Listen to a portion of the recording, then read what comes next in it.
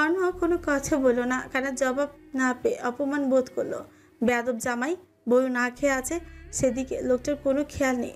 ফাজিল কোথাকার, আবার ঢং দেখাচ্ছে। কানাত রেগে মেগে গাল ফুলিয়ে বসে রইল। বিরক্ত লাগছে এখন এই লোককে। ভাগ্য করে একটা জামাই পেয়েছে, মানতে হবে।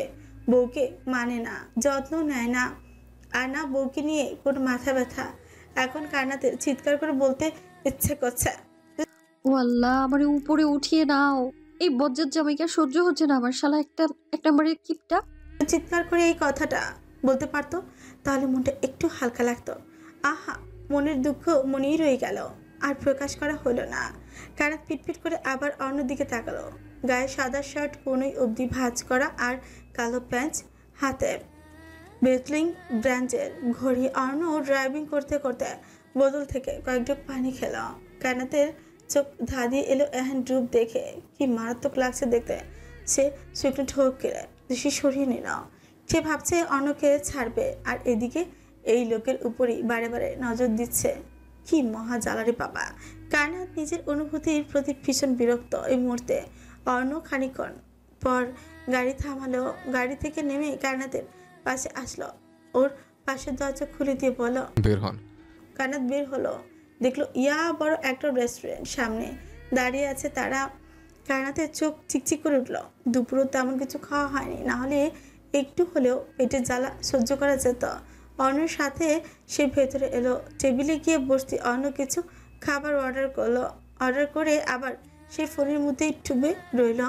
কানাত ফ্রি কোচকে কিছুক্ষণ তাকিয়ে থেকে গলা কেসে পড়ল, বলছিলাম যে ডিভোর্স যখন দিয়েই দেবেন, তাহলে যতদিন বউ হয়ে আছি ততদিনের জন্য একটা ফোন কিনে দিন। ডিভোর্স দিয়ে দিলে না হয় ফোনটা ফেরত দিয়ে দিব। আর যদি দয়া মায়া করে একেবারে এই ফোনটা আমায় দিয়ে দেন, তাহলে আমার কোনো সমস্যা নেই। অন্য চোখ ছোট ছোট করে কানাতের বদন পানে তাকালো। কানাত জোরপূর্বক হাসল। সত্যি ফেরত দিয়ে দিব। অর্ণ হ্যাঁ না কোনো কথাই বলল না। ভাবখানা এমন যে সে কিছু শুনতেই পায়নি। বারে বারে অপমানিত হওয়ায় কানাত অর্ণ 14 গোষ্ঠী ধুয়ে দিল মনে মনে। কি দরকার এত ভাবওয়ালা মানুষের সাথে কথা বলে। বাইরে বৃষ্টির তীব্রতা কমেছে। নিধি নিশার পাশে বালিশে মাথা দিয়ে শুয়ে আছে। বেচারা দিনকাল ভালো যাচ্ছে না। কীভাবেই বা যাবে। নিজের অনুভূতি, শখ, পরিস্থিতি সব মিলিয়ে সে ভীষণ বিরক্ত। প্রেমকে ভালোবাসাটা বোধহয় জীবনের সব থেকে বড় ভুল হয়েছে। নিজেকে আজ কাল পাগল পাগল লাগে। মরিচিকার পেছনে ছুটছে সে। খুলনায় ফিরে যাবে খুব শীঘ্রই। আর একটা দিনও এখানেই থাকতে ইচ্ছে করছে না। দম বন্ধ বন্ধ লাগে। এই সময়ে আজ সবাই বাড়িতে উপস্থিত। প্রেম আজ হসপিটাল থেকে দুপুর দিকে চলে এসেছে। খাবার খাওয়ার জন্য বেরোজ বেগম হাঁক ছাড়ছেন। সে কখন থেকে নিশা আলসেমি ভেঙে উঠে বসলো নিধিকে মনমরা হয়ে বসে থাকতে দেখে। কপালে গভীর ভাঁজ পড়ল। আপু, তোমার মন খারাপ কেন? নিধির চমকায়। মুখখানে রক্ত শুনে সে তড়িঘড়ি করে শুধ হয়।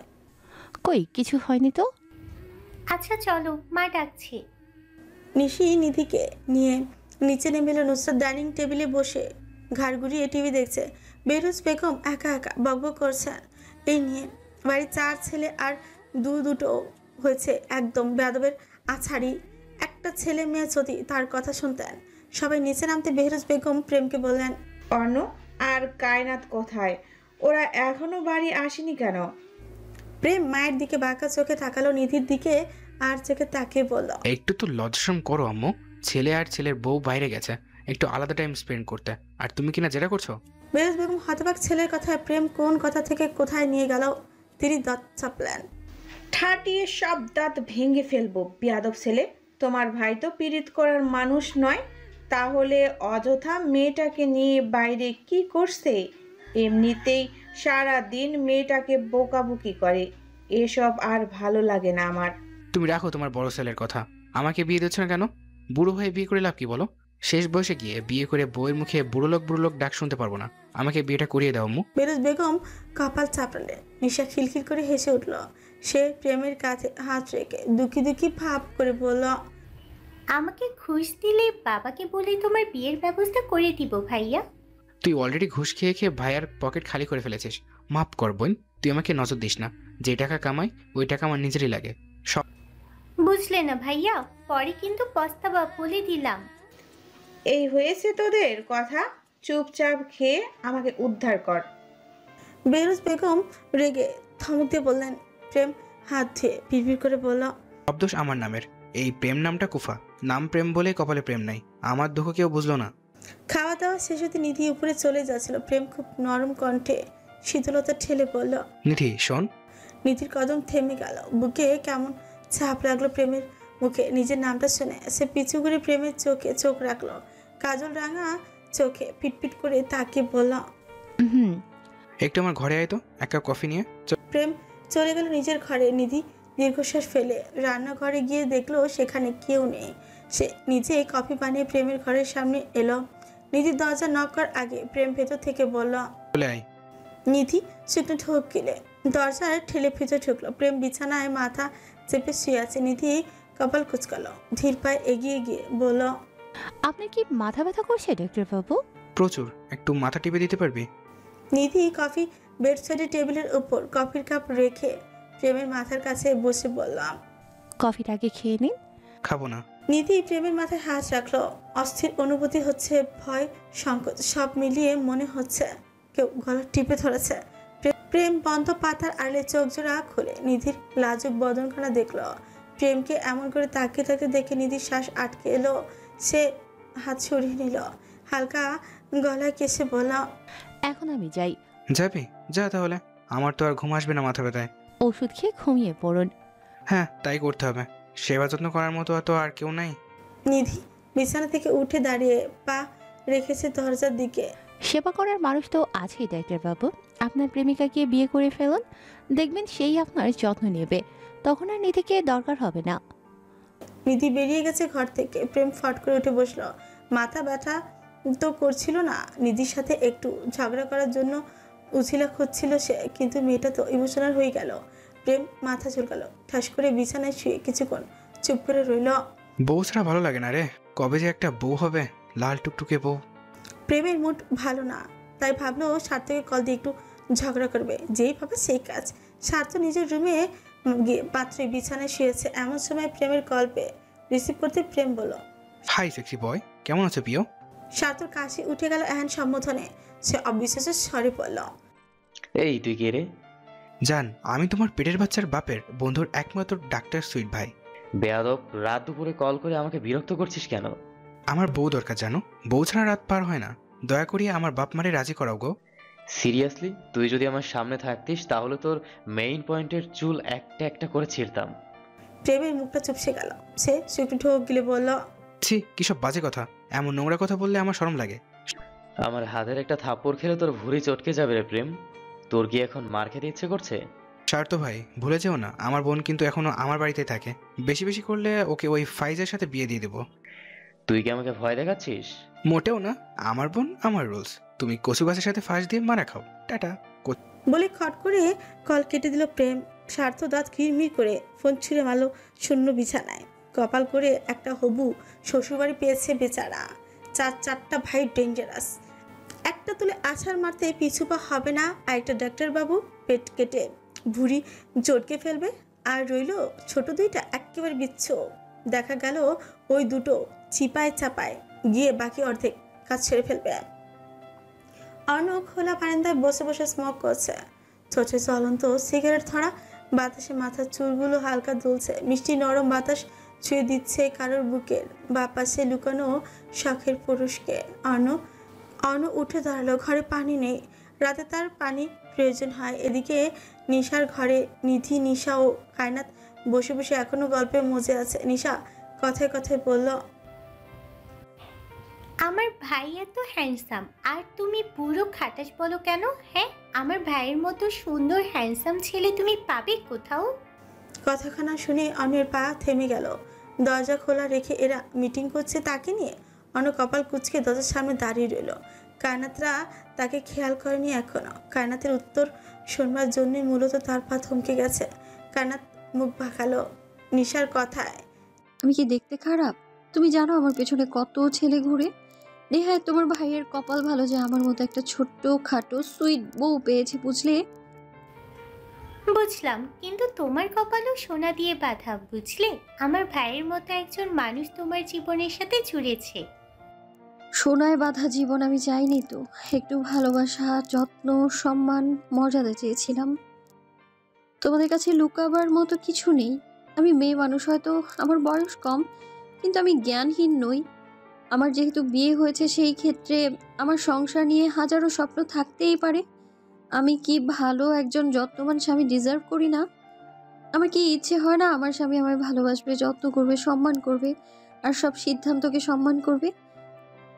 বলতে কষ্ট হয়, তবে এটাই সত্যি। তোমার ভাইয়ের সাথে আমার সংসার হবে না। নিশা কায়নাতের কথা শুনে খিলখিল করে হেসে উঠল। কায়নাত ভ্রুকুচকে তাকিয়ে রইল নিশার দিকে। সে কি হাসির কিছু বলেছে এখানে? অন্য বিরক্তিকর শ্বাস ফেলে প্রস্থান করলো। নিশা ছোট চিপে বলল, তোমার সব ইচ্ছেগুলো সত্যি একজন বিবাহিত নারীর মতোই সাধারণ, কিন্তু তোমার কেন মনে হচ্ছে আমার ভাইয়ের সাথে তোমার সংসার হবে না? কারণ তোমার ভাই নিজেই আমায় বলেছেন তিনি আমার সাথে সংসার করতে চান না। মেয়ে, তুমি বড্ড বেশি বোকা জানো। আমার ভাইকে দিয়ে কেউ কোনোদিন জোর করে কিছু করাতে পারেনি কিংবা বাধ্য করেনি, কিন্তু এটা ঠিক তোমাদের বিয়েটা জোর করেই দেওয়া হয়েছিল, তাই বলে ডিভোর্স দেওয়া এত সহজ? কায়নাত শক্ত হলো। সে সিরিয়াস ভঙ্গিমায় বলল, সহজ না হলেও আমার ডিভোর্স চাই। এই সম্পর্কে কোনো মানেই হয় না। হয়তো ফিউচারে গিয়ে আমার অনেক সমস্যার সম্মুখীন হতে হবে, তাই বলে আমি আমার পুরো জীবন নষ্ট করতে পারবো না। আমিও তো একটা মানুষ, আমারও তো ইচ্ছে হয় একটু শান্তিতে বাঁচতে। তোমার ভাই যেহেতু চায় না এই সম্পর্ক অটুট থাকুক, সেই ক্ষেত্রে কোনো মানেই হয় না এইভাবে ঝুলে থাকার। আমি দোয়া করি তুমি সব সময় সুখে থাকো। আমি আজ তোমায় বলছি, একদিন আমার ভাইয়ের বুকে মাথা রেখে তুমি বলবে, আপনার মতো আমাকে কেউ কখনো ভালোবাসেনি।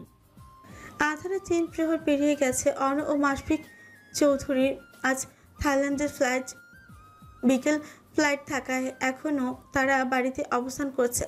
কাল শুক্রবার সুরঞ্জনার বাগদান হবে। অন্যরা বের হলেই কায়নাতরা মার্কেটে যাবে। বেলি বেগম গত পরশু চলে গেছেন, আবার আসবেন পরে, তবে ছেলের জরুরি তলবে তাড়াতাড়ি চলে যেতে হয়েছে। এই 3 দিন অর্ণর সাথে কায়নাতের তেমন কথাবার্তা হয়নি, দেখাই হয়েছে হাতে গোনা কয়েকবার। অর্ণ সব কিছু গুছিয়ে রেখেছে আগেই। এখন ওয়াশরুমে ঢুকেছে গোসল করতে। গোসল সেরে এসে জামা কাপড় পরে নিজেকে তৈরি করে নিল। কানাডা যাওয়ার সময় এগিয়ে এসেছে। যতদিন এখানে আছে ততদিনের মধ্যে এই শিহাব খানকে রাস্তা থেকে সরাতে হবে। পড়শি একটার পর একটা থ্রেড দিয়ে যাচ্ছে। এই মেয়ের এসব করা ছাড়া বোধহয় আর কোনো কাজ নেই। অন্য হাতে ঘড়ি পরে চুলগুলো সুন্দর করে সেট করে নিল। হঠাৎ দরজা নক হয়। দরজা খুলতেই দেখলো কায়নাত হাতে একটা ছোট্ট বক্স নিয়ে দাঁড়িয়ে আছে। আজ কায়নাত অনেকদিন পর অর্ণকে এমন গোছানো দেখলো। লোকটাকে তো দেখাই যায় না। অর্ণ দরজার সামনে থেকে সরে দাঁড়াতে কায়নাত বলল, আপনার জন্য মা পাঠিয়েছেন, নিন। ভেতরে রেখে যান। কায়নাত গুটি গুটি পায়ে এগিয়ে এসে বেড সাইডে টেবিলের উপর বক্সটা রেখে সোজা হতেই কোমরে ঠান্ডা হাতের স্পর্শ পেতে কেঁপে উঠল। নারী সত্তা কেঁপে উঠতে মেয়েটা ঠোঁট কামড়ে চোখ খিচে বন্ধ করে ফেলল। আঘাতপ্রাপ্ত জায়গা অর্ণ হাত বুলিয়ে কপাল কুচকাল। শক্ত কণ্ঠে বলল, এখানে কি হয়েছে? কায়নাত অর্ণর হাত সরিয়ে আঁচল দিয়ে কোমর ঢাকল। শুকনো ঠোক গেলে আমতামতা করে বলল, কিছু হয়নি। বলতে বলেছি এখানে কি হয়েছে। কায়নাত অর্ণর ধমকে চমকে উঠল। এদিক ওদিক তাকিয়ে বলল, পড়ার টেবিলের কোনায় ব্যথা পেয়েছিলাম। ইডিয়েট, চোখ কোথায় থাকে? ব্যথা পাও কি করে? ব্যথা পেয়েছি আমি, কষ্ট হচ্ছে আমার। তাহলে আপনি কেন চিৎকার করছেন? অর্ণ দাঁত চেপে কায়নাতের ক্ষত স্থানে হাত চেপে ধরতে ব্যথায় মেয়েটা ছটপটি উঠল। অর্ণ শার্ট খামচে ধরে দাঁত চেপে বলল, আল্লাহর দোহাই লাগে, ছাড়ুন, জ্বলে যাচ্ছে আমার শরীর। অর্ণ ক্ষতস্থানে হালকা হাত রেখে হাসকি স্বরে বলল, ক্ষত করার কথা আমার, আর করছে অন্য কিছু।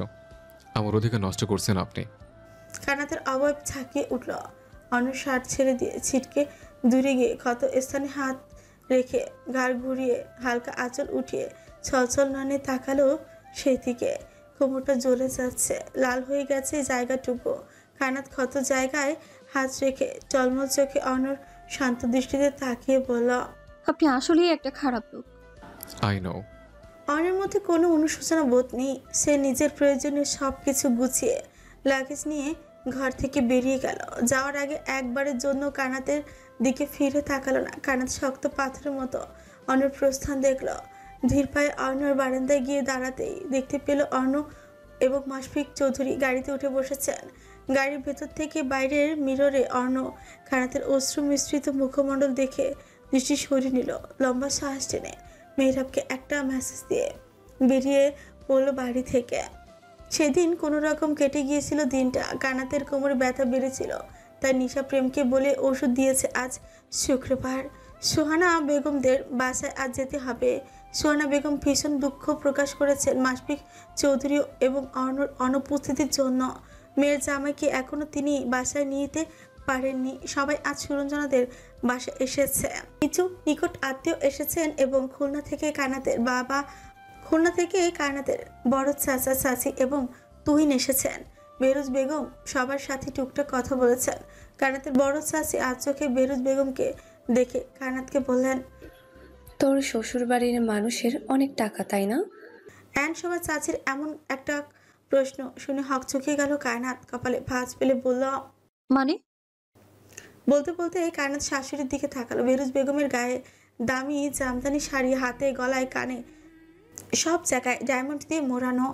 বয়সটাও সেভাবে বোঝা যায় না, দেখতে বেশ লাগছে। কায়নাত শুষ্ক ছোট ভিজিয়ে সুথায়। এসব কথা কেন বলছেন? টাকার মুখ দেখে তো আমাদের ভুলে গেছিস। টাকার মুখ দেখলাম কই চাচি? টাকার কাছে বিক্রি হয়েছিলাম আমি। আপনি বোধহয় ভুলে গেছেন এই কথাটা। তোর বাবা এসেছিলেন বাড়ি, জানিস? এসে খুব দুঃখ প্রকাশ করেছেন। তোকে একবার দেখতে চাইছেন তিনি। বাবা এসেছিল? কবে এসেছিল চাচি? এই তো কয়েকদিন আগে। এখন কোথায় উনি? বাড়িতে নেই, তবে বলেছে সামনের মাসে খুলনা যাবেন। যত যাই হোক, সোহেল মির্জা নিজের আপন বাবা না হলেও বড় তো তার ঘরেই হয়েছে। সে আজীবন তো ওই লোককে বাবা বলে ডেকে এসেছে। মা তো নেই, বাবাকে আজ দেখতে ইচ্ছে করছে। লোকটা নির্যাতন করলেও কায়নাত কান্নাকাটি করে মাথায় আদুরে হাত বুলিয়ে দিতেন। মাঝে মাঝে খুব নরম কণ্ঠে শাসনও করতেন। কায়নাতের বুকে শূন্য শূন্য লাগছে, তৃষ্ণার্ত পাখির মতো বুকটা ছটফট করছে। কবে আবার বাবাকে এক নজর দেখতে পারবে সে? নিয়তির কি নিষ্ঠুর লেখা যে লোকের কারণে একদিন তাকে টাকার কাছে বিক্রি হতে হয়েছিল, সেই লোকের জন্য আজ যন্ত্রণার বুক ফেটে যাচ্ছে। এটাই হয়তো বাবাদের প্রতি মেয়েদের ভালোবাসা। সে দীর্ঘশ্বাস ফেলল। কয়েকদিন পরেই সে খুলনা চাপে, দেখে আসবে একটিবারের জন্য নিষ্ঠুর বাবার বতনখানা। কানাত চাচির কাছ থেকে সরে গিয়ে ড্রয়িং রুমের এক কোণায় গিয়ে দাঁড়ালো।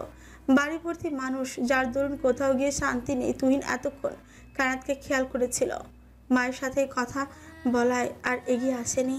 এখন একা পেয়ে সে কানাতের নিকট এগিয়ে এলো, বলল, কি রে, আসার পর থেকে দেখছি আমাকে চিনতে পারছিস না তুই? তেমন কিছু নয়, তোমার মায়ের সাথেই তো কথা বলছিলাম। আচ্ছা, তোর জামাই কই? ওনাকে তো এখনো দেখলাম না।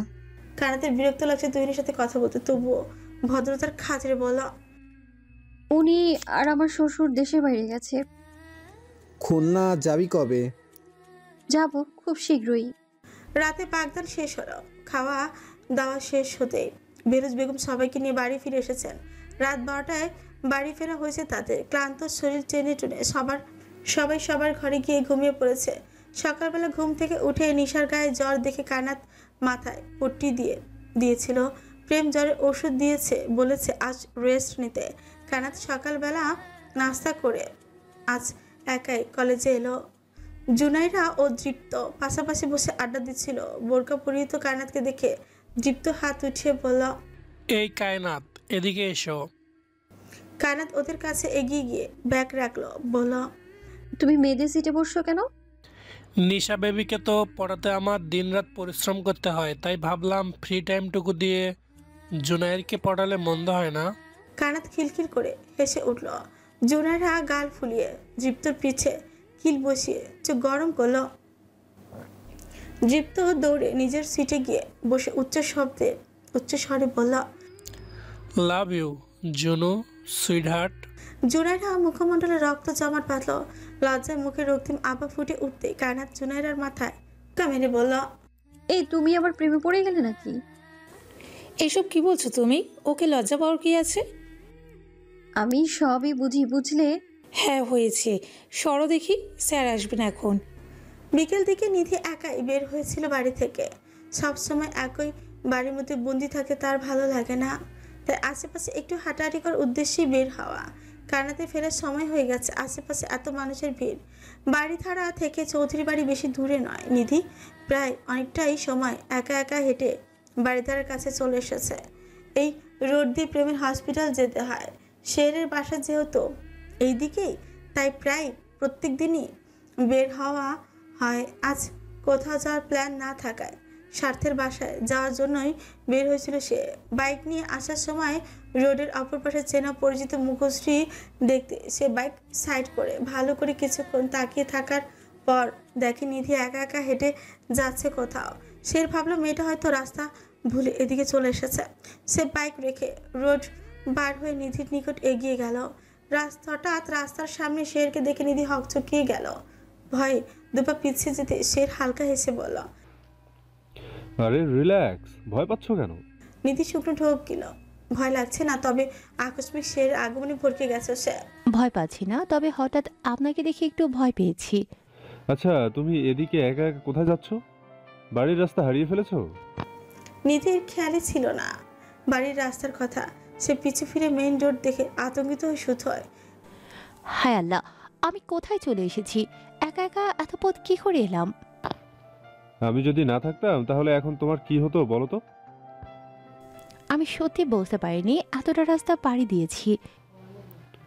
বাড়িতে কাউকে বলে বের হয়েছো? হ্যাঁ, চাচিকে বলেছি। ঠিক আছে, তাহলে চলো তোমাকে ঘুরিয়ে নিয়ে আসি। না ধন্যবাদ, আমাকে একটু কষ্ট করে বাড়ি পৌঁছে দিলেই হবে।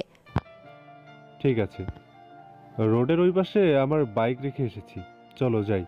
নিধি শেরের পিছু পিছু গেল। বাইকে ওঠার ঠিক একটুখানি আগেই সেখানে প্রেম এসে হাজির হলো।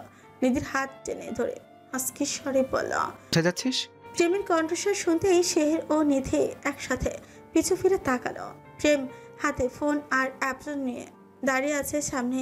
শের প্রেমকে দেখে চমৎকার হাসলো। বাইক থেকে নেমে নিধিকে দেখিয়ে বলল, তোর প্রাণপ্রিয় কাজিন রাস্তা ভুলে এদিকে চলে এসেছিল, ওকেই বাড়ি দিয়ে আসছিলাম। নিধি প্রেমের শক্ত চাহনির দিকে তাকে শুকনো ঢোক গেল। চোখের সাদা অংশটুকুও লাল হয়ে আছে। প্রেম মাথা ঝাঁকিয়ে জোরপূর্বক খেসে বলল, আমি বাড়িতে যাচ্ছি, আমি নিয়ে যাচ্ছি। বাই দ্য ওয়ে, তুমি কি আমাদের বাড়িতে যাচ্ছিলে?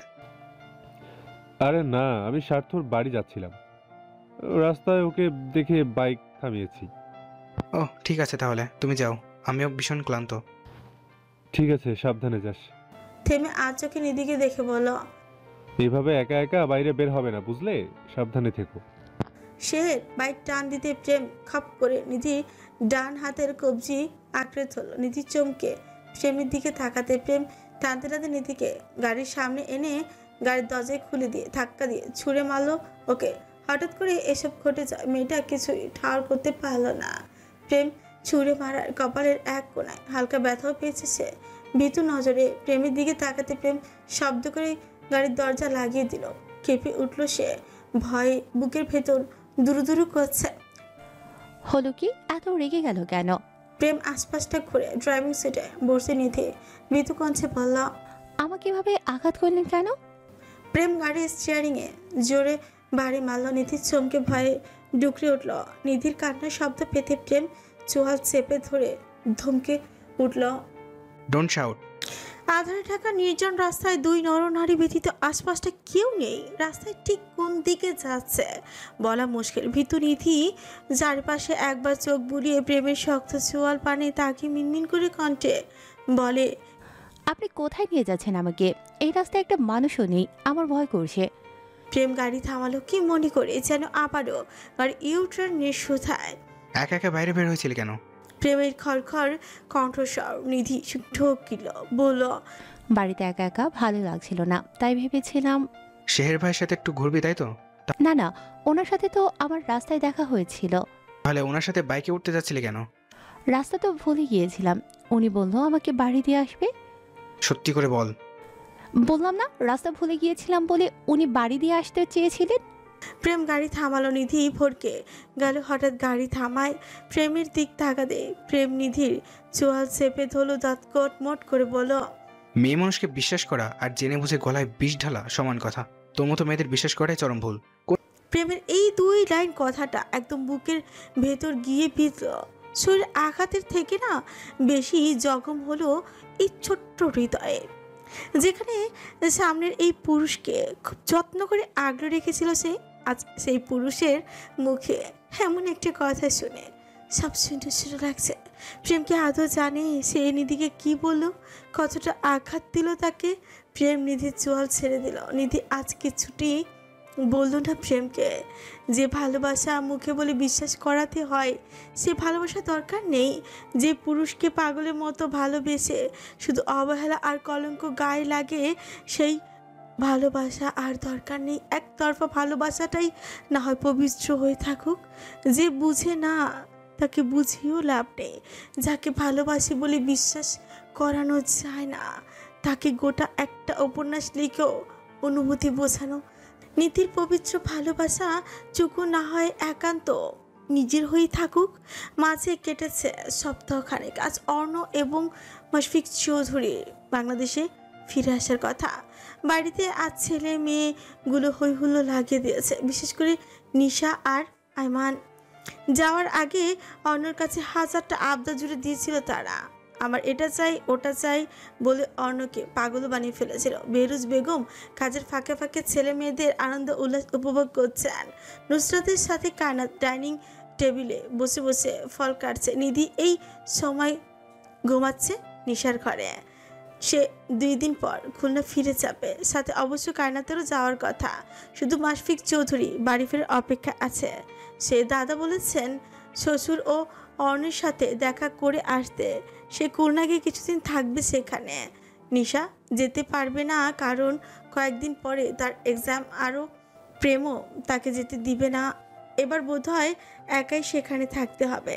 কায়নাত ফল কেচে ড্রয়িং রুমে টি টেবিলের উপর রেখে সবাইকে বলল, নাও কাটা হয়ে গেছে। ঠাস করে সবাই বসে পড়লো। বলো ধন্যবাদ কায়নাত। বলতে দেরি আইমানের পিছে আদালের কিল মারতে দেরি হলো না। আইমান পিঠ উঁচু করে আদালের দিকে তাকাতে আদাল চোখ গরম করল। আইমানের মুখটা শুকিয়ে এলো, শুষ্ক ঠোঁট ভিজে মিনমিন করে বলল, ধন্যবাদ ভাবি। কায়নাত জোরপূর্বক হাসলো। দামড়ার ছেলেগুলোর মুখে ভাবি ভাবি ডাক শুনলে তার কেমন নিজেকে বুড়ি বুড়ি লাগে। জামাই এক বুড়ো আর তার ভাই বন্ধুগুলো সেম। সে চোখ মুখ কুচকে সেখান থেকে রান্নাঘরে গেল। বেহরুজ বেগম ও সাইমা মিলে রান্না করছেন। এখন গরুর কালা ভুনা রান্না করা বাকি। কায়নাত বেহরুজ বেগমের মুখখানা আগে দেখে নিল। শাশুড়ির মুড ভালো থাকলে সে রান্নার কথাটা বলবে দেখে সব স্বাভাবিক মনে হওয়ায় সে মিনমিন করে বলল, আম্মু আজ কালাভুনাটা আমি করি। আমার হাতের রান্না কিন্তু এতটাও খারাপ না। বেহরুজ বেগম কায়নাতের আনন্দ দেখে নিল। আজ মেয়েটাকে মানা করতে ইচ্ছে করছে না। তিনি মাথা নাড়ি একটু সরে দাঁড়িয়ে বললেন, সাবধানে কাজ করবে। কায়নাত মুচকি হেসে মাথার ওড়না খুলে কোমরে বাঁধল। রান্নাঘরে শাশুড়ি আর সাইমার সাথে কথা বলতে বলতে রান্নার কাজ এগিয়ে নিল। এয়ারপোর্ট থেকে মেহরাব ও স্বার্থ রিসিভ করছে অর্ণদের। অর্ণই আসতে বলেছিল ওদের। গাড়ির সামনে ড্রাইভ করছে স্বার্থ আর পাশেই মেহরাব বসা। পেছনে মুশফিক চৌধুরী ও অর্ণ। মেহরাব গলা কেসে সুধয়, আঙ্কেল আপনার মিটিং কেমন ছিল?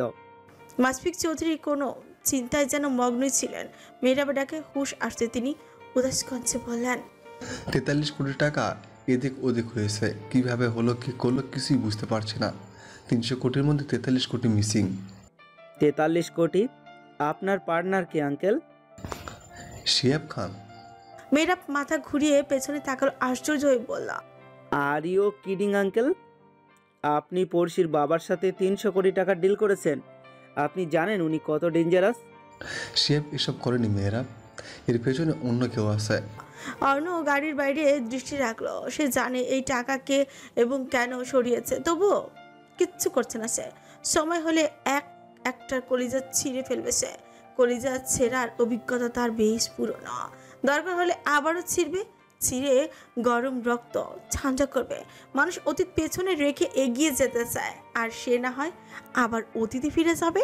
অন্য বাঁকা হাসল। নায়ক ভিলেনের খেলায় মাঝে মধ্যে ভিলেনে জিতে যায়, এবারে না হয় ভিলেনে জয় হবে, যাকে বলে খলনায়ক। সন্ধ্যার একটু আগ দিয়ে অনরা বাড়ি ফিরে এলো। কায়নাত এখনো রান্নাঘরের কাজে ব্যস্ত। ঘেমে জামা কাপড় সব ভিজে গেছে, লম্বা চুলগুলো এলোমেলো করে খোপা করা। সে ব্যস্ত হাতে গরম খুঁতনি ধরতেই উফ শব্দটা উঠল হাতের দিকে। খেয়াল না করে কালাভুনা নেড়ে দিয়ে ঢেকে দিল। ডান হাতের তালুতে হালকা লালচে রং ধারণ করেছে, জ্বলছে ক্ষোভ। কায়নাত দাঁত চেপে সহ্য করলো ব্যথাটুকু। বাইরে থেকে নিশার চিৎকার শব্দ আসছে, ভাইয়া ভাইয়া ডেকে। পাগল পাগল অবস্থা। অর্ণ এসেছে বোধ হয়। কায়নাত পাশে সাইমাকে দেখে দুরু দুরু বুক নিয়ে হালকা এগিয়ে গেল রান্নাঘরের দরজার দিকে। একটু মাথা বের করে ড্রয়িং রুমের দিকে তাকালো। অর্ণ এবং মাসফিক চৌধুরী চলে এসেছেন। মুখখানা ভীষণ গম্ভীর। আজ সাহেব বাবু নয়, বরং সাধারণ একটা কালো টি শার্ট আর প্যান্ট পরেছে। কারা দৃষ্টি সরিয়ে নিল, শুষ্ক ঠোঁট ভিজিয়ে লম্বা শ্বাস টানলো। মায়া জড়িয়ে গেলেই সব ধ্বংস হয়ে যাবে। কানা চায় না আর নিজেকে ভাঙতে। সে স্বামী সংসার ছেড়ে চলে যেতেই হবে। সেসবের প্রতি এত মায়া বাড়ানো উচিত নয়। সাইমা কাজ করতে করতে আর চোখে কায়নাতের দিকে তাকিয়ে বলল, বড় ভাবি, আপনার কি খারাপ লাগতেছে? না আপু, তোমার কাজ শেষ? আর একটু আছে, এই থালা বাসন ধুইয়া খালি রান্নাঘর পরিষ্কার করানো লাগবো। তোমার এসব করতে হবে না, তুমি বরং ঠান্ডা শরবত বানিয়ে তোমার বড় ভাই আর খালুকে দিয়ে এসো, কেমন? সাইমা তাই করলো। কায়নাত থালা বাসন সব ধুয়ে রান্নাঘর পরিষ্কার করার সাথে সাথে সাইমাও শরবত বানিয়ে অন্যদের দিয়ে এলো। অন্যের মাথা ব্যথা করছে, তবুও সে ড্রয়িং রুম থেকে এক চুল পরিমাণ নড়ছে না। মাশফিক চৌধুরী নিজের ঘরে গেছেন। বেরুজ বেগম রান্নাঘরে এসে দেখলেন কায়নাত এখনো এখানেই পড়ে আছে। তিনি কিছুটা রাগ দেখিয়ে বললেন, এই গরমের মধ্যে তুমি এখনো এখানে কি করছো? আম্মু, আমার রান্না হয়ে গেছে, প্রায় বলেই চলে যাব। তুমি অন্যের জন্য ব্ল্যাক টি বানিয়ে ওর কাছে যাও, আর এদিকে সাইমা দেখে নেবে। কায়নাত মাথা নাড়ল। বেরুজ বেগম স্বামীর কাছে ছুটলেন। কায়নাত উকি মেরে আবার দেখে নিল অর্ণর অবস্থান। আজব ব্যাপার, লোকটা উপরে যাচ্ছে না কেন? নিশা ভাইয়ের এক হাত জড়িয়ে ধরে বাচ্চাদের মতো গাল ফুলিয়ে বসে আছে। সে প্যাটেক পিএলপি ব্র্যান্ডের একটা ঘড়ি আনতে বলেছিল, কিন্তু অর্ণ বলেছে সে ভুলে গেছে আনতে। নিশা ভাইয়ের কাঁধে মাথা রেখে দুঃখী দুঃখী ভাব নিয়ে বলল, তুমি কেন ভুলে গেলে বলো? আমি তোমাকে হাজারবার মেসেজ করে বলেছি ওইটা আমার চাই মানে চাই। স্বার্থ অপর পাশে সোফায় বসে নখ কামড়াচ্ছে।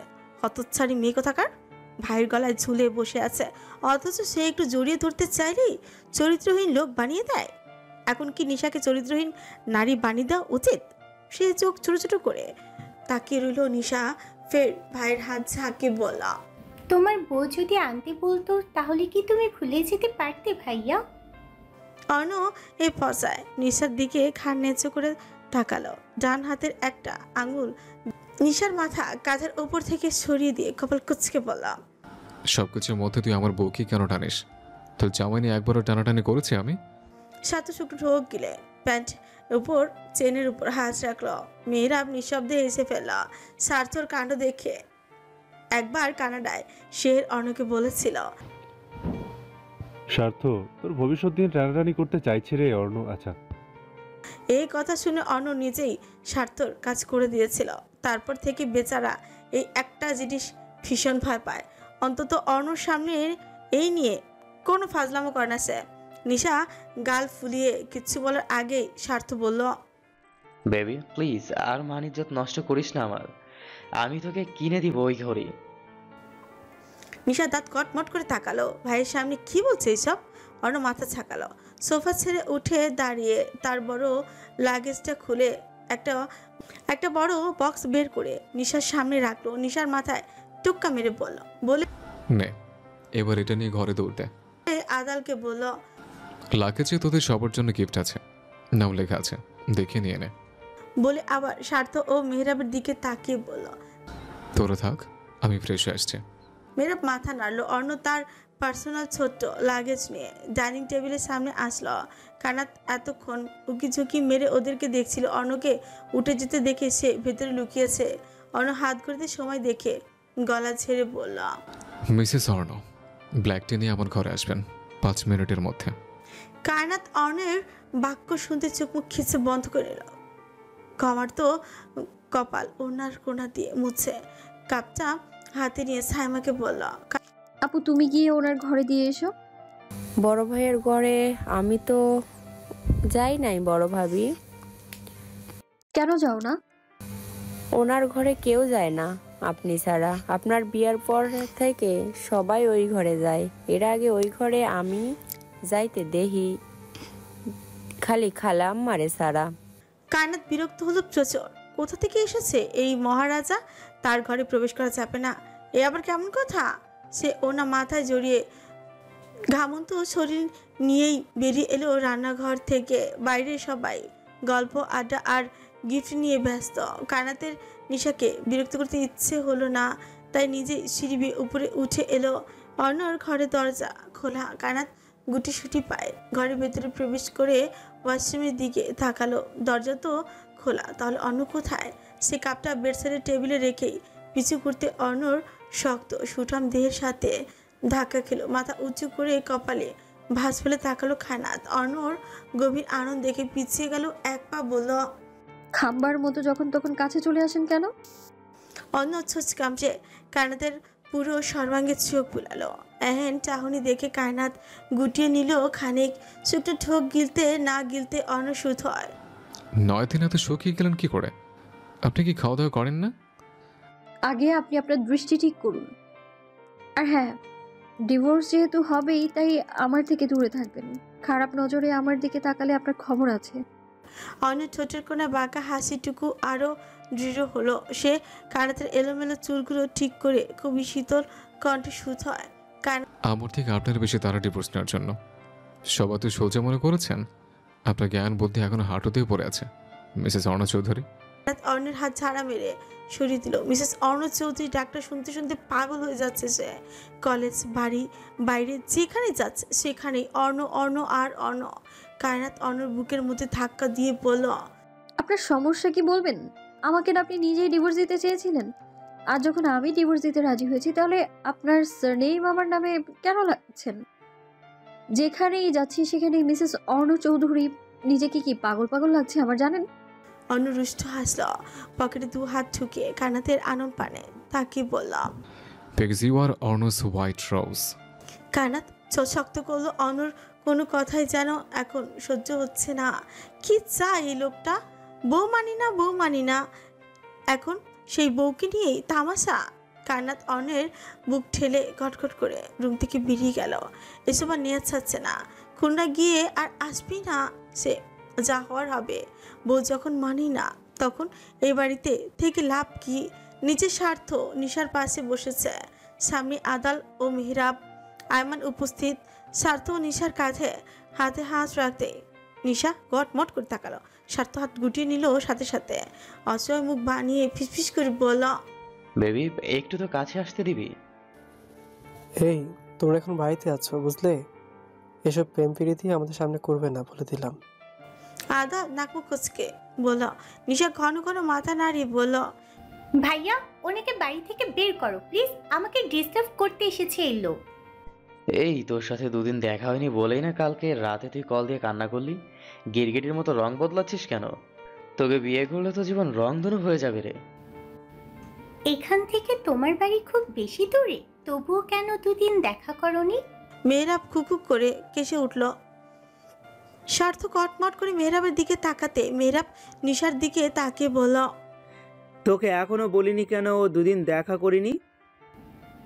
না তো, আমাকে কিছু বলেনি। তুমি জানো?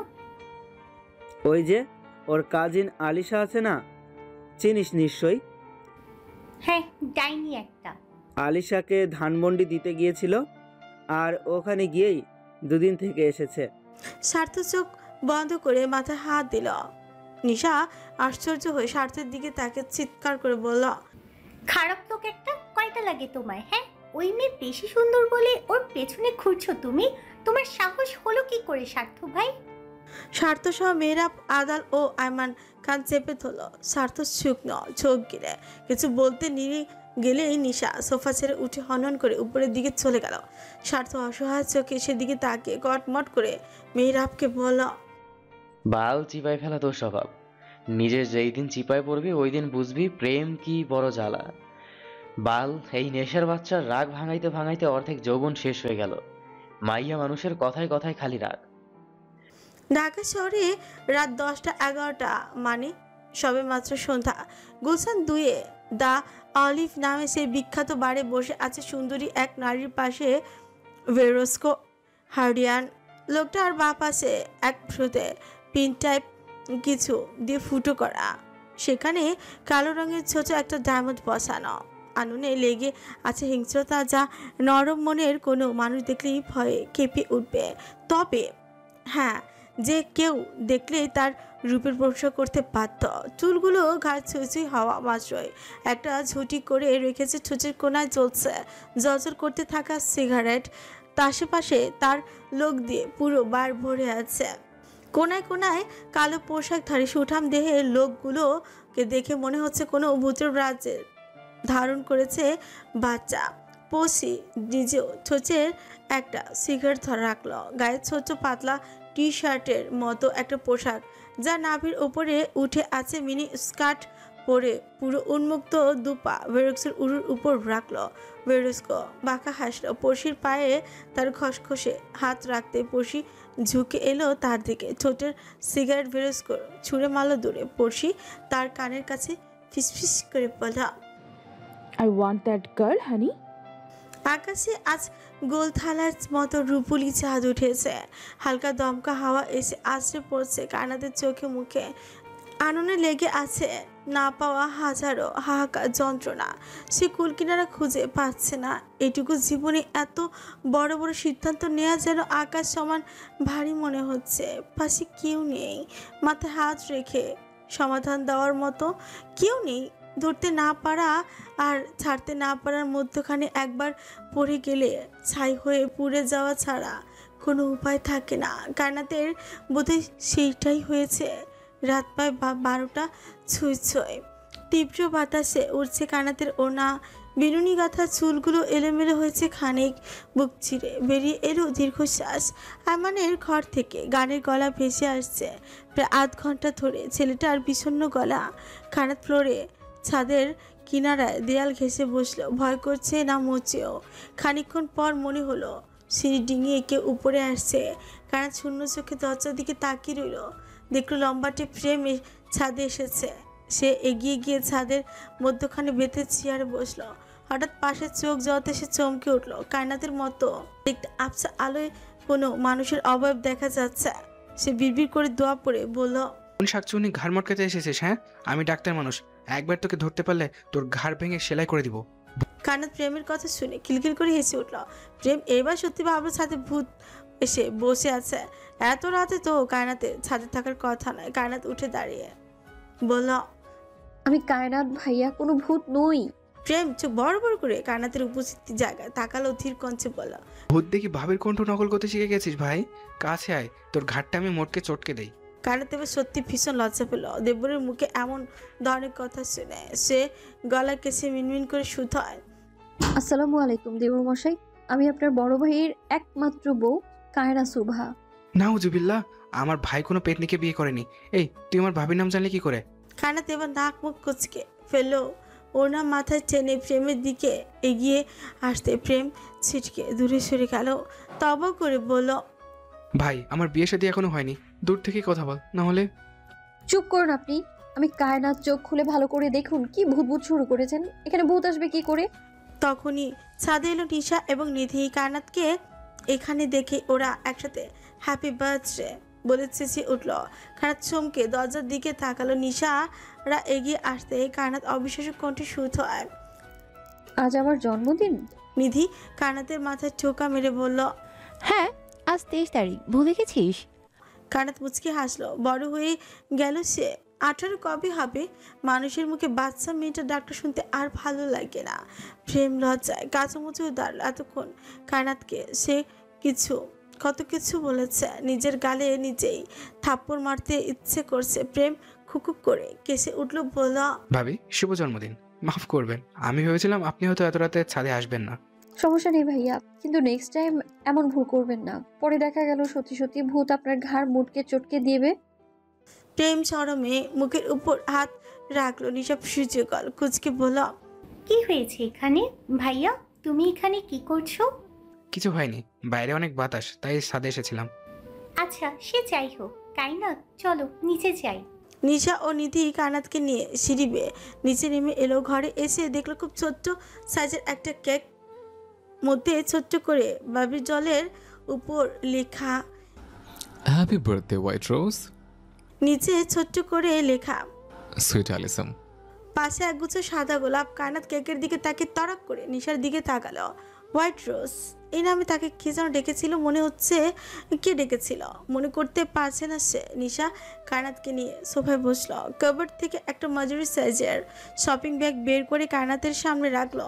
কায়নাতের নরম গাল চিনি দিয়ে বলল, ভাবিজান আপনার জন্য ছোট্ট একটা উপহার, দেখে বলুন তো আপনার পছন্দ হলো কি না। কায়নাত ব্যাগ হাতে নিয়েই প্রথমেই একটা বক্স বের করলো, ফোনের বক্স। কায়নাত চোখ বড় বড় করে নিশার দিকে তাকিয়ে অবাক কঞ্চি বলল, ফোন? নিশা মাথায় নেড়ে বক্স খুলে কায়নাতের হাতে দিল। আইফোন 15 এটা আগেই আনবক্সিং করা হয়েছে, নিশাই হয়তো করেছে। কায়নাত ফোন ঘুরিয়ে ঘুরিয়ে দেখলো। নিশা বলল, ফোন রাখো, আমি সব কিছু ঠিক করে দিয়েছি আগে, দেখো ব্যাগে আর কি কি আছে। কায়নাত ফোন রাখলো। ব্যাগ থেকে লাল রঙের লম্বাটে একটা বক্স আছে, সেটা বের করলো কায়নাত। বক্স খুলতেই বেরিয়ে এলো সোনালি রঙের বেহিসেবি পায়েল।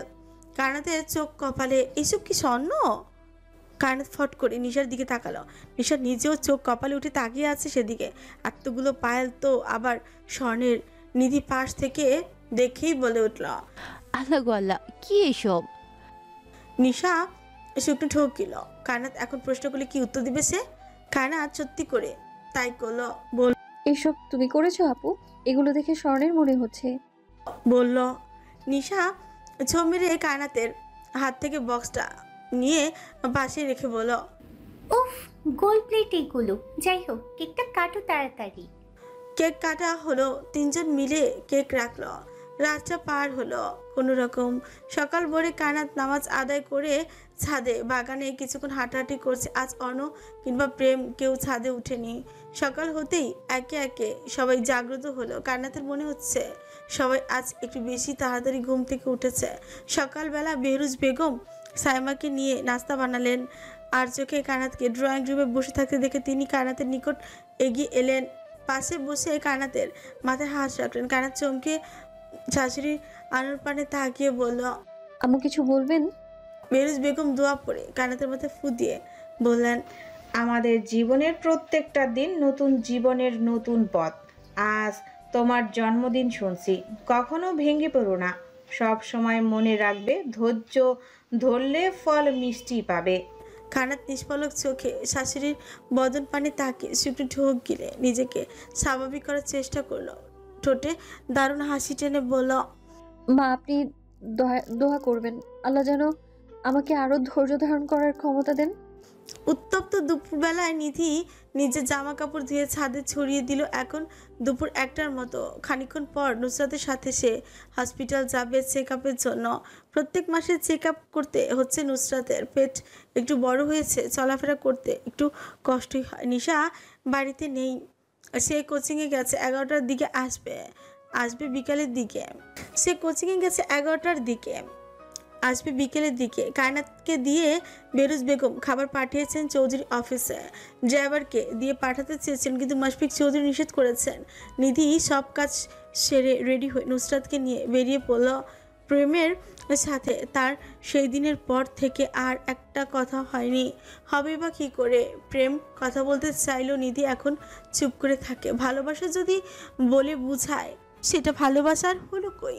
অনুভব করতে পারলে, সকল পরিস্থিতির সঙ্গী হয়ে থাকলেই না বোঝা যায় কে মনের মানুষ আর কে সময়ের মানুষ। হসপিটালে আসতে বেশি সময় লাগলো না। নিধিরা গাড়ি থেকে নেমে প্রেমের ফ্লোরে আসতে নুসরাতের পার্সোনাল ডক্টরের চেম্বারে ঢুকলো। নিধি বাইরে বসলো, তার ভেতরে যেতে ইচ্ছে করছিল না। কিছুক্ষণ বসে থাকার পর হঠাৎ প্রেমের কণ্ঠস্বর শুনতে সে রুজুগুল কুচকে ডান সাইডে তাকালো। একটা মেয়ে এবং মধ্যবয়স্ক লোকের সাথে কথা বলতে বলতে প্রেম এদিকটা আসছে। হিয়া আর তাফেল সাহেব এসেছিলেন চেক আপ করাতে। নিধি ভাবলো পেশেন্ট, মেয়েটার চোখ মুখ বলে দিচ্ছে অন্য কথা। সে দৃষ্টি ঘুরিয়ে নিল, মাথা নিচু করে ফ্লোরে দিকে তাকিয়ে রইল। প্রেম নিধির নিকট আসতেই থেমে গেল। নিধি হসপিটাল এসেছে কেন? সে তাফেল সাহেবকে বলল, আঙ্কেল আমার কাজ আছে, আপনি নিজের খেয়াল রাখবেন। আর হিয়া, আপনি আঙ্কেলকে দেখে শুনে রাখবেন। অবশ্যই রাখবো প্রেম, খেয়াল রাখবেন নিজের। দেখা হবে আবার। প্রেম আলতো হাসলো। হিয়ার প্রস্থান করতেই প্রেম নিধির পাশে বসে পড়লো দূরত্ব রেখে। নিধি প্রেমের অস্তিত্ব টের পেয়ে মাথা তুলে তাকালো না। কি বা বলার আছে? কিচ্ছু নেই। প্রেম খানিকক্ষণ চুপ থেকে বলল, হসপিটালে কি করছিস? নিধি চুপ করে রইল কিছুক্ষণ। নীরবতা ভেঙে বলল, নুসরাত আপুর চেক আপ ডেট আজ। প্রেম খাড়ি হাত রাখলো। সে ভুলে গিয়েছিল। শুকনো ঢোক গিলে পড়ল, মন খারাপ? কথা বলিস না আজকাল। কাটা হয়ে মানুষের গলায় বিধি থাকিয়ে লাভ কি? সে যাই হোক, ভালো আছেন প্রেম ভাইয়া? প্রেম এহেন ডাকে হকচকিয়ে তাকালো নিধির নত মাথার দিকে। হঠাৎ চোয়াল শক্ত হলো। নিধি কোনোদিনও প্রেম ভাইয়া বলে ডাকেনি প্রেমকে, আজ ডাকছে কেন? প্রেম উঠে দাঁড়ালো, নিজের চেম্বারের দিকে এগিয়ে যেতে যেতে বলল, কল্পনার থেকেও শতগুণ ভালো আছে, দোয়া করিস। নিধি নির্বাক অশ্রু বোনা চোখে প্রেমের চলে যাওয়া দেখল। ভেতরের ভেঙে যাওয়া হৃদয়ের শব্দখানা শুনতে বুকের উপর হাত চেপে ধরে চোখ খেছে বন্ধ করে ফেলল। মাঝে মধ্যে এত যন্ত্রণা হয় বুকে, যা প্রকাশ করতে গেলেও যন্ত্রণায় শ্বাস আটকে আসে। এত এত হাহাকার নিয়ে মানুষ কিভাবে বেঁচে থাকে বছর পর বছর? একটা অসীম ব্যথা আছে, যে ব্যথা কখনো অশ্রু হয়ে আসে না, তবুও বুক ভেঙে যায়। প্রতিটি দিন তার নিস্তব্ধতা একটা বিশাল মহাশূন্য টেনে নিচ্ছে তাকে, যেখানে সে নিজেও সব কিছুর মানে হারিয়ে ফেলেছে। শূন্যই শুধু শূন্যতা, শূন্যই শুধু শূন্যতা পারে, সাথে হাহাকার।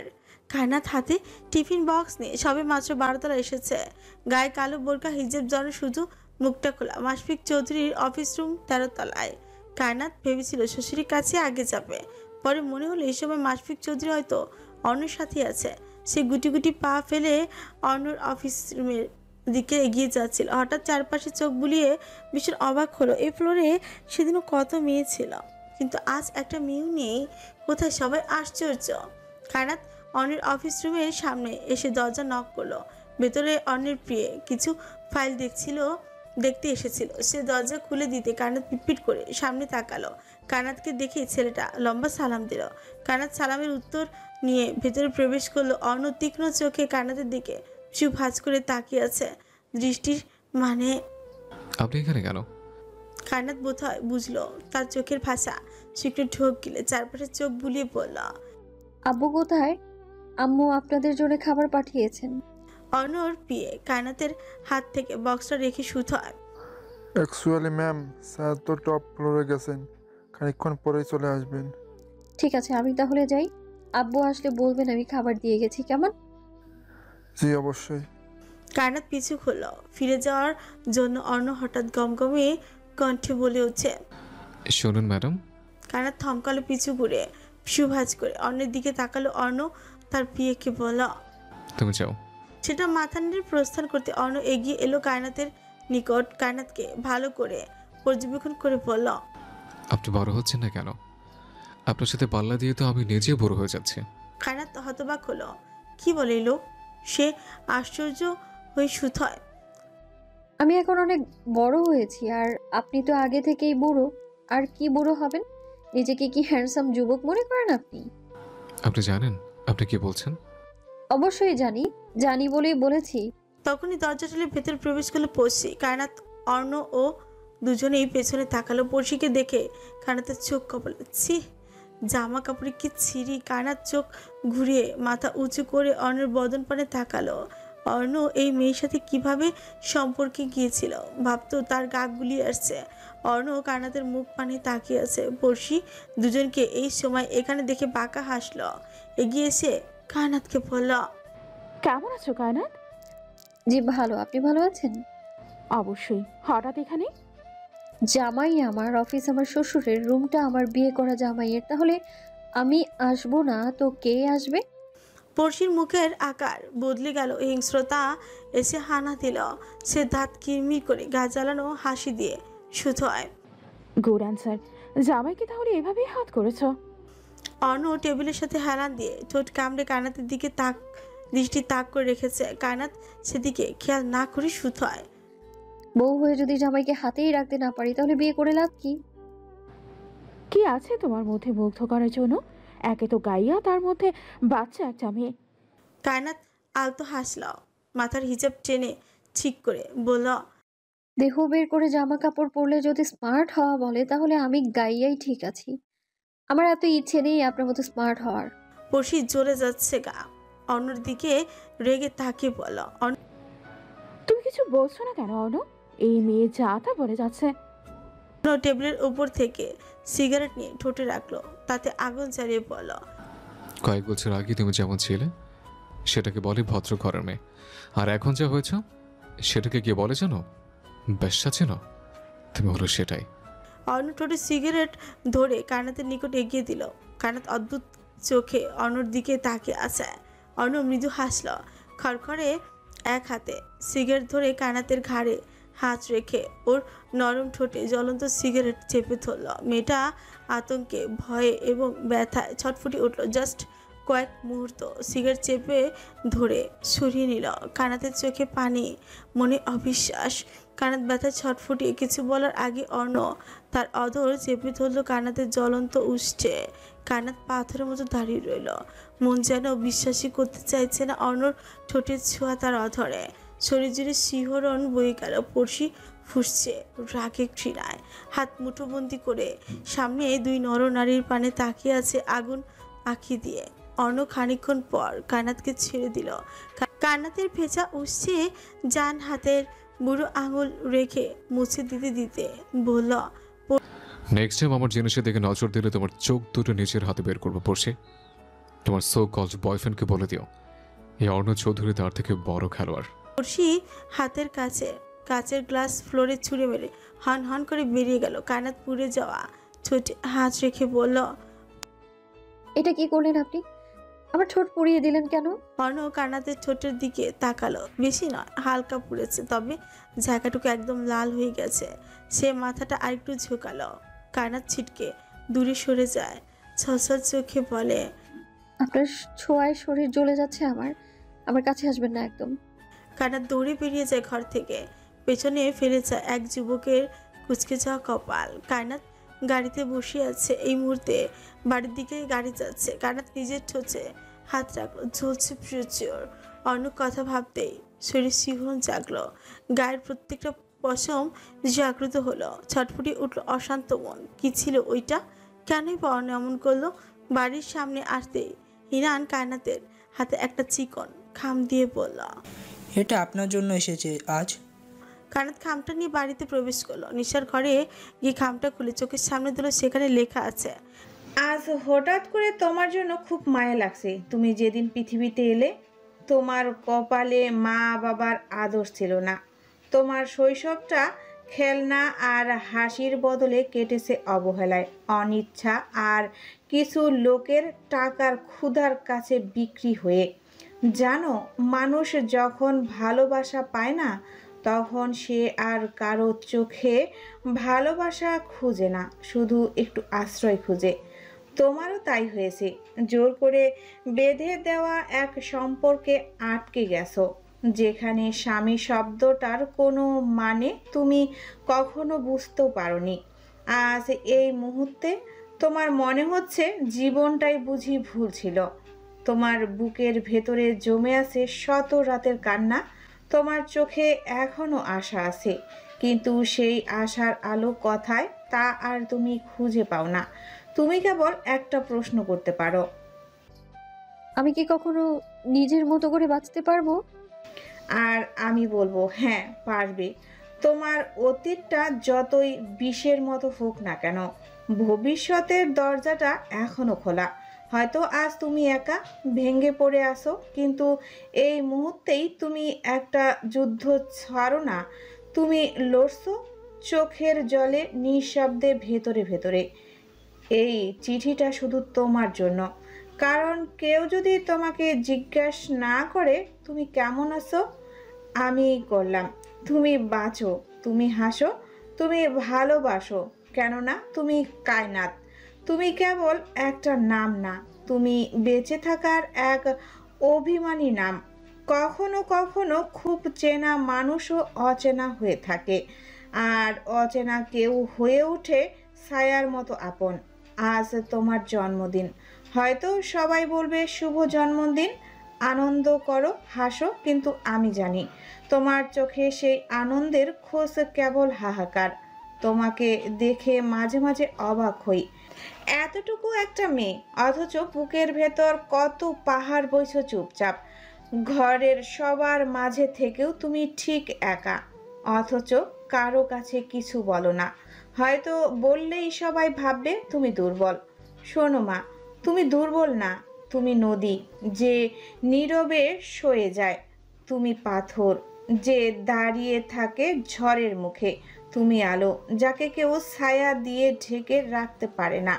যে ঘর তোমার এখনো বউ বলে আপন করেনি, একদিন সেখানেই তোমার হাসি ঠাঁই করে নেবে।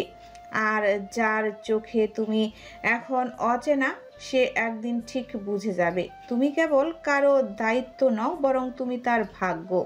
তাই কান্না পেছনে ফেলে একটু হাসো আজ, কারণ তোমার জন্মদিন আর তুমি পৃথিবীর কাছে উপহার। ভালো থেকো, তোমার চিরসঙ্গী। তারা চিঠি পড়তে পড়তে ডুকরে উঠলো, এই চিঠি কে দিয়েছে? চিঠিখানায় কেমন যেন মামা গন্ধ বেশি আসছে। মনে হচ্ছে মা এসে বুকের মধ্যে শক্ত করে জড়িয়ে ধরে কথাগুলো বলল। কায়নাত একবার দুবার বেশ অনেকবার চিঠিটা পড়লো, মন যেন ভরছি না। চিঠির মালিক কে? কায়নাত চোখ মুছল, চিঠিটা ভাঁজ করে নিচে জামা কাপড়ের ব্যাগে ভরে নিল। কাল সে আর নিধি চলে যাচ্ছে খুলনায়। কায়নাত নিশার পুরো ঘরে চোখ বুলালো, হয়তো এই ঘর আর কখনো দেখা হবে না। সকালে ঘুম থেকে উঠে ব্যাগে পানি দেওয়া হবে না, বাগানে পানি দেওয়া হবে না, আর না, আর রোজ সকালে ছাদে গিয়ে লুকিয়ে লুকিয়ে দেখা হবে সে সুন্দর দৃশ্য। শ্বশুর শাশুড়ি দেবর ননদ বলতেও আর কারোর সাথে যোগাযোগ থাকবে না। কায়নাত ব্যথাতুর আলতো হাসলো। অর্ণ যদি শুধু একটু ভালোবাসতো তাকে, তাহলে সে নিজের সর্বোচ্চ দিয়ে চেষ্টা করতো এই সম্পর্ককে রঙিন রঙিন করতে। কিন্তু অর্ণ যে মানতে নারাজ। হয়তো হয়তো কোথাও একটা শূন্যতা রয়েছে, খুঁত রয়েছে তার মাঝে, যার জন্য অর্ণ মানতে পারছে না তাকে। তার ব্যক্তিগত চাহিদা থাকতেই পারে, এতে কায়নাতের কিছুটি করার নেই। দিন গড়িয়ে রাত হলো, রাত পেরিয়ে এলো নতুন দিনের মিষ্টি রোদের ঝলমলে রোশনি। সকালবেলা নিধি আর কায়নাত রেডি হয়ে বসে আছে। কায়নাতের বুক ফেটে যাচ্ছে, সে জানে এই বাড়িতে হয়তো আর আসা হবে না, কিন্তু এই বাড়ির প্রত্যেকটি মানুষ জানে কায়নাত এই বাড়ির পুত্রবধূ আবার ফিরবে কোনো এক গধূলি বিকেলে। আজকের মতো নরম মিষ্টি রোশনি নিয়ে সে আবারও ফিরবে, তবে সব কিছুই বৃথা। কায়নাত ভাবলো যাওয়ার আগে সবার সাথে একবার দেখা করে যাবে, আর যদি কখনো দেখা না হয়। একটু আগেই খাওয়া দাওয়া শেষ হয়েছে, আয়মান আর প্রেম বাড়িতে নেই, তারা বেরিয়ে গেছে। যাওয়ার আগে কায়নাতের সাথে দেখা হয়েছিল। সে শ্বশুরের ঘরের সামনে এলো, দরজা টোকা দিতেই বেরুজ বেগম দরজা খুলে দিলেন। মাশফিক চৌধুরী আজ অফিসে যাবেন না, তাই ঘরে রেস্ট নিচ্ছিলেন। বড় ছেলের বউকে দেখে তিনি বিছানায় উঠে বসলেন। বেরুজ বেগম ওকে নিয়ে ঘরে ঢুকলেন। মাশফিক চৌধুরী মিষ্টি হাসলেন, বললেন, পাশে এসে বসো মা। কায়নাত শ্বশুরের পাশে বসলো। বেরুজ বেগম সামনের সোফায় বসলেন। কায়নাত বলল, আপনার শরীর ভালো আছে আব্বু? জি আম্মু, আল্লাহ ভালো রেখেছেন। জি, নিজের খেয়াল রাখবেন। আপনার বয়স হচ্ছে, তাই এই শরীর নিয়ে লং টাইম বাইরে থাকবেন না। আপনি অনেক রাত করে বাড়ি ফেরেন, তাই আম্মু অনেক চিন্তায় থাকে। বেরুজ বেগম শান্ত চোখে কায়নাতের মায়া মাখা মুখে তাকিয়ে রইলেন। মাশফিক চৌধুরী মুচকি হেসে কায়নাতের মাথায় হাত রেখে বললেন, তুমি যখন বলেছো তাহলে অবশ্যই তাই করবো আম্মু। খুলনা গিয়ে প্রত্যেকদিন তোমার শাশুড়িকে কল করবে, কেমন? সামনে তো বার্ষিক পরীক্ষা, তাই মন না চাইলেও একটু পরে মন বসিও। যত্ন নেও নিজের। শীঘ্রই ফিরে আসবে তো এই আব্বুর বুকে? কায়নাত কান্না ধরে রাখতে চেয়েও আটকাতে পারল না, হু হু করে কেঁদে উঠল। মাশফিক চৌধুরী মাথায় হাত বুলিয়ে বললেন, কামে কাঁদছো কেন তুমি? বাবাকে হারিয়ে যাচ্ছে। আপনাদের ভীষণ ভালোবাসি আমি। ছোট বড় সব ভুলগুলো মাফ করে দিবেন আম্মু। তারপর বেরুজ বেগমের দিকে তাকিয়ে বলল, আম্মু আপনি বেশি রান্না করে যাবেন না। বেশ কয়েকবার আপনার শরীর খারাপ হয়েছে, তাপের মধ্যে থেকে নিজের যত্ন নেবেন। আর আর আর আমি আজীবন আপনার মেয়ে হয়ে থাকবো।